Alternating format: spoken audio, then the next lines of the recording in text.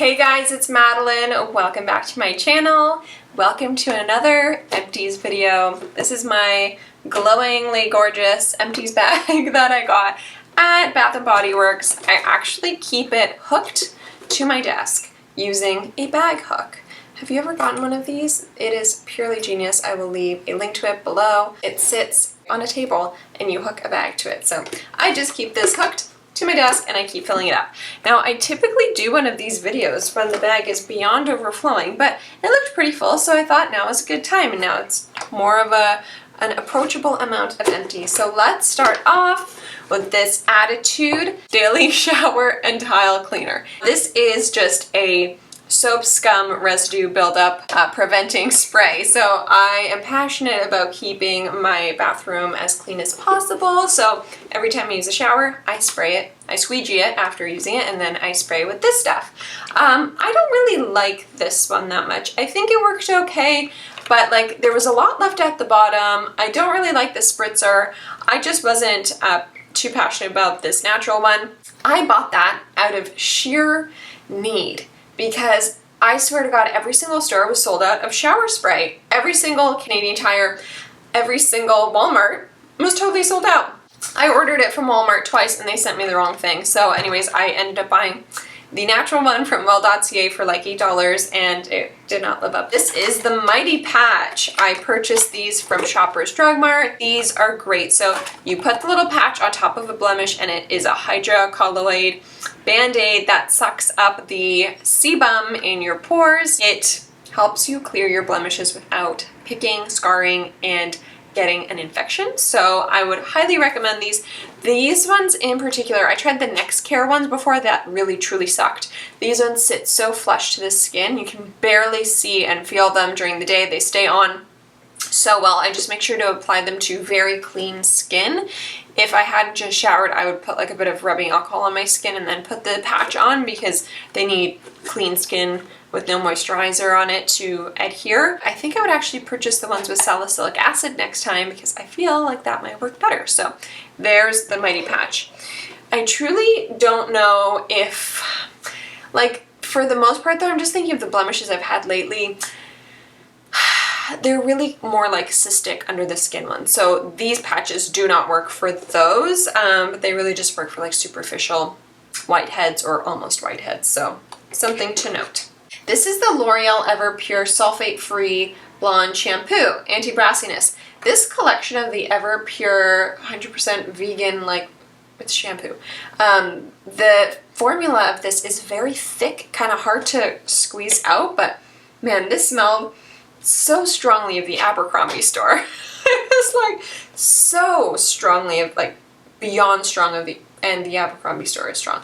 So it was kind of nostalgic and nice, but overall I didn't like it because it was just so thick. I use a different purple shampoo for toning down brassiness, Touch of Silver, that I'll put a link to. So now Benza Gel, this is their acne wash, benzoyl peroxide. I don't really love using benzoyl peroxide spot treatments that much. They stain my sheets, stain my clothes, but I do like using this cleanser because it is strong benzoyl peroxide, but it's not irritating to the skin. It's like a creamy cleanser. Overall, I think the Benza Gel brand is fantastic. I think it will clear your acne if you use their cleanser and their Acne Care moisturizer. Lovely. I also like that they don't just, like, you know, dry the crap out of your skin with salicylic acid and like alcohol and stuff like the Clinique acne system. Bad memories. Anyways, it's something like $10, so it's not that bad. And it works quite well. It is a little bit sloppy though. It could be nice if they maybe had a pump on it. Another shampoo. This is the Head and Shoulders Exfoliating Scalp Scrub with vitamin E and argan oil. One of my friends said that she thought this was too small. My friend Jill. Hi Jill. I kind of agree, like this is pretty small for a scalp, like for a shampoo bottle, but you only use it like once a week, you know, especially if you only wash your hair every 2-3 days, which I'm starting to do, and it's working okay. So overall, this was a pretty good product, and it didn't strip my hair as much as other scalp scrubs. I actually tried one from Amika that I ended up not really liking too, because I think I would prefer something like this. That one just left my hair feeling like way too stripped. So that one was pretty good. It's very creamy. It's a very creamy formula, and yeah, it maybe doesn't have as much like density as other ones. It might feel like a little bit more watered down, but overall it did the job, and I think it smelled nice. So it was pretty cool. Okay, this Dove Men Plus Care Blue Eucalyptus and Birch. This is Joe's favorite body wash, and it smells great. He loves the smell. It's almost like a citrus eucalyptus scent. It's great. He likes this Dove Men Plus Care collection. I just filmed my Target haul where I purchased 10 of these. So he has a type. I also purchased 10 of these. So we got backups. This little tiny sample of sensitive skin cream from Dr. Bauman. My friend Elena gave me this, and it was actually okay. I did find it to be maybe a little bit too thick for my skin. Oily and normal skin, I don't know, I didn't love the feeling. I felt like I couldn't put the right amount. Like I would put too much, and it felt like it was really sitting on the skin, but overall, it's a nice line with absolutely no scent. Look at how deceiving this is. The actual depth of this container only goes to maybe here. It's like mostly empty. So anyways, that was fun to try, and it was cool just to see a new brand. I have some sheet masks. These are from Masquerade, Brightening Sheet Mask and Nourishing Sheet Mask. These were both great. They had really nice moisture levels to them. Sometimes sheet masks make my skin burn, and these ones did not. So I liked it. Biodegradable. I feel like these might be recyclable. It says they are, so not too much waste if these indeed are recycled. So I really do like the Masquerade brand, and they are widely available.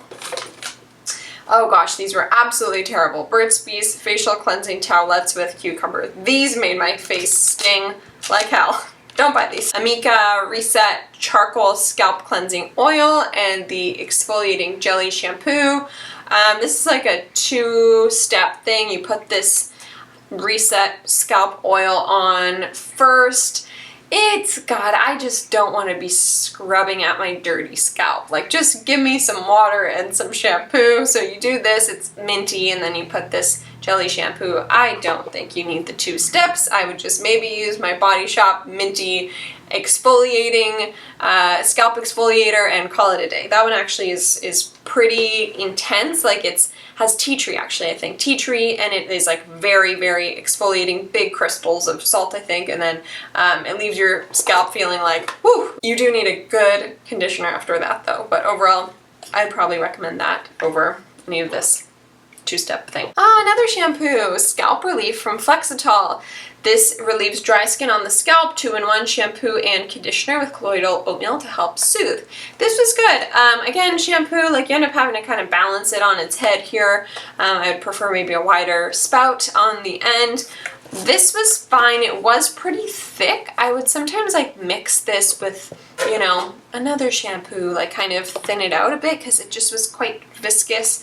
Overall, this worked well. I don't have much dry skin on the scalp, but I do have like oily combination skin, so I try to just keep my scalp as happy as possible, not too dried out or too oily, and I would definitely recommend this. I think it works well and good for the whole family. It's a nice like one step, and it had absolutely no fragrance, I'm pretty sure.